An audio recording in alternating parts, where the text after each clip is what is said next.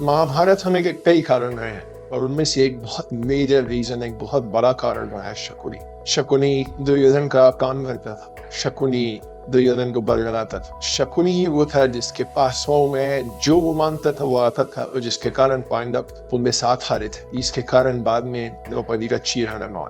पर ये शकुनी ये सब ऐसा करता क्यों? ये शकुनी ये सब क्यों कर रहा था? उसकी मंशा क्या थी? उसका हिडन एजेंडा क्या था? मैं आपको इसके बारे में बताने वाला हूँ। महाभारत युद्ध शुरू होने के पहले बहुत कुछ ऐसी चीजें हुई हैं जो आपको और मुझे कम पता है। उनमें से ये एक प्रकरण है। तो हुआ ये था कि भीष्म पितामह धृतराष्ट्र के लिए सही वधु ढूंढ रहे थे, वाइफ ढूंढ रहे थे। और तब उनको पता चला गांधार नरेश के बारे में। तो इन लोगों का मानना है कि उस समय जो गांधार जो राज्य था उसी से निकला कंधार। कंधार जो अब अफगानिस्तान में पड़ता है। तो गांधार नरेश जो थे वो कईयों के मान्यता के हिसाब से आज के अफगानिस्तान के राजा होते थे, जिनको कहा जाता था गंधर्व नरेश। तो भीष्म पितामह पहुंचे गंधर्व नरेश के पास और उनसे कहा कि आपकी बेटी गांधारी का मैं हाथ मांगता हूँ कुरुवंश के राजा के लिए, जिनका नाम है धृतराष्ट्र। धृतराष्ट्र अंधे थे। गांधार नरेश बहुत ज्यादा चाहते नहीं थे, लेकिन ये राज्य बहुत छोटा था, इनकी क्षमता नहीं थी मना करने की। गांधार नरेश चुप रह गए। गांधारी और धृतराष्ट्र की शादी हो गई। मतलब शादी के बाद भीष्म पितामह को एक ऐसी बात पता चली जो सुनने के बाद, जो पता करने के बाद उनको लगा कि उनके साथ धोखा हुआ।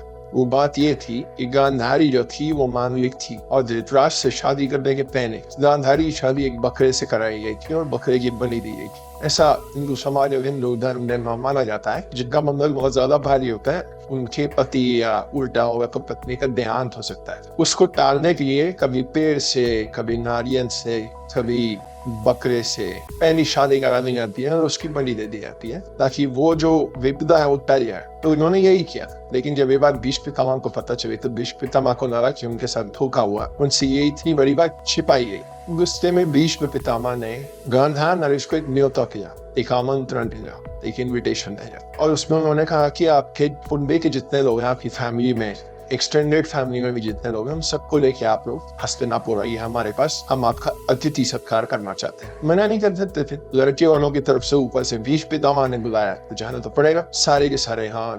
इन सबको गुस्से में भीष्म पितामह ने जेल में डाल दिया। एक सेल के अंदर इन सबको रख दिया गया। उस समय की प्रथा यह होती थी कि जिसने आपको आमंत्रित किया है वो आपको जो भोजन परोसेगा और जिस क्वांटिटी में परोसेगा आपको उसी में खाना है। आप चूज नहीं कर सकते। कुछ दिन से सबको एक ही जेल में भर के भीष्म पितामह उन सबके बीच में एक मुट्ठी चावल देना शुरू किया। यही दूंगा बस, इसी को खाओ और इसी में जीवित रहो। एक मुट्ठी चावल इतना कम था कि सबके पास एक एक दाना आता था।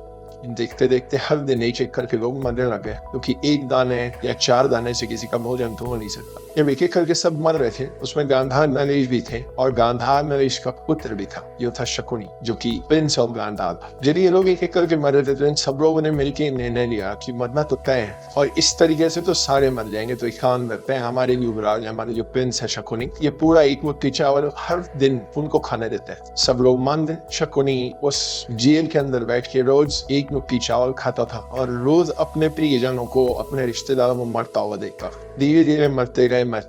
भीष्म पितामह इस बीच में एक युद्ध लड़ने चलेगा और ये लोग अंदर पड़े नहीं। हर दिन ये एक मुट्ठी चावल खाता था शकुनी और देखता था कि उसके और कुछ प्रियजन, उसके और कुछ रिश्तेदार मर गए। आखिरी में 2 लोग बचे, एक शकुनी और एक गांधार नरेश। गांधार नरेश बुजुर्ग भी थे और बहुत कमजोर भी हुए थे। तो वृद्धावस्था में एक कमजोर बूढ़ा राजा अपने बेटे को, गांधार के युवराज को अपने पास बुलाता है और कहता है कि मैं तुमको एक तोहफा देना चाहता हूँ, इधर आओ मेरे पास। शकुनी उठे, अपने पिता के पास गए। पिता बैठे हुए थे। जब शकुनी आके अपने पिता के सामने खड़े हुए तब गांधार नरेश ने कोई बची कुछ ताकत को लगा के शकुनी के घुटने पे लात मार और शकुनी का घुटना टूट गया। तो आप इसीलिए शकुनी को जिस तरीके से जानते हैं कि वो लंबा लंबा के चलते हैं, वो इस वजह से चलता है क्योंकि उसके खुद के पिता ने उसका एक घुटना अपनी नाक से तोड़ दिया था। शकुनी बिल्कुल दर्द में कराते हैं उन्हें कि ये क्या किया आपने, मैं तो आपका बेटा हूँ। तब उनके पिता ने कहा कि तुम इतने अय्याश हो कि तुम जब यहाँ से निकलोगे जीवित तो तुम थोड़े दिनों में भूल जाओगे कि इसके अंदर यहाँ तुम्हारे रिश्तेदार, तुम्हारे प्रियजन और तुम्हारे पिता के साथ क्या हुआ है।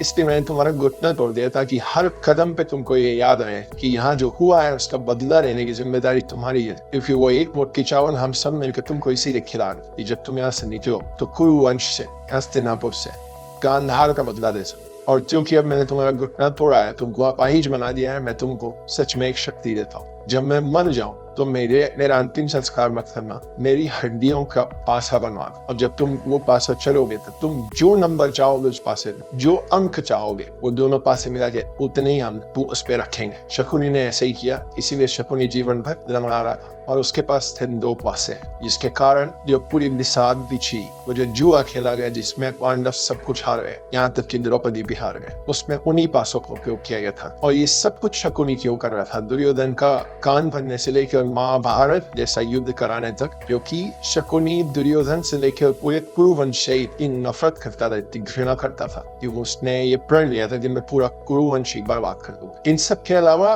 शकुनी को इस बात का दुख भी था और गुस्सा भी था। उसकी बहन गांधारी की शादी एक ऐसे राजा से कर दी गई बिना उसकी स्वेच्छा के, बिना उसकी इच्छा के, जो अंधा था। तो जो धृतराष्ट्र थे वो अंधे थे और भीष्म पितामह के प्रेशर में वो शादी कर दी गई थी। शकुनी अपनी बहन से इतना प्यार करते थे कि उनको इस बात का भी दुख था कि ऐसा नहीं होना चाहिए, इसलिए वो ये सब किया और उसकी वजह से महाभारत हुआ। ये शकुनी की कहानी है। तो ये जो कहावत है ना कि विनर्स राइट हिस्ट्री, तो अगर कौरवों का साइड जीत गया होता तो आज हम कृष्ण की जगह शायद शकुनी की गाथा पढ़ते होते।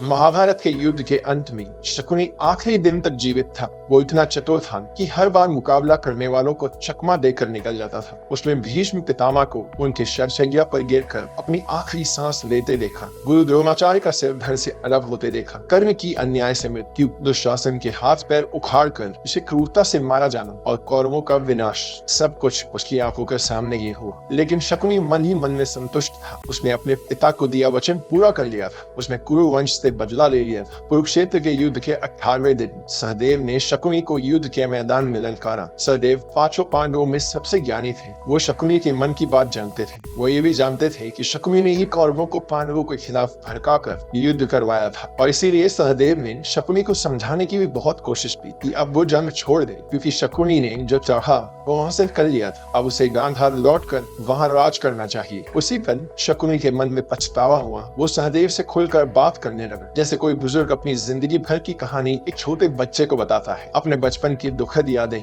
धृतराष्ट्र के हाथों उसके परिवार को यातना देना, उसकी बहन का विवाह एक अंधे राजा से होना, भीम को जहर देना, लाक्षागृह का षड्यंत्र रचना और न जाने कितने अपराध जो शकुनी ने इस जन्म में किए थे, उसने वो सब सहदेव को बताया। उसने कहा वो अब और नहीं जी सकता और अब उसमें इस बोझ को उठाए रखने का साहस नहीं रहा। और फिर शकुनी ने सहदेव पर बाण चलाने शुरू कर दिए। शकुनी जानता था कि उसका समय आ गया है और आखिरकार सहदेव ने शकुनी का सर काटकर उसका अंत कर दिया। शकुनी ने अपना कर्तव्य, अपने पिता से किया हुआ वादा पूरा किया। इसी वजह से ऐसा माना जाता है कि इतने पापों के बाद भी, मरने के बाद शकुनी को स्वर्ग प्राप्त हुआ।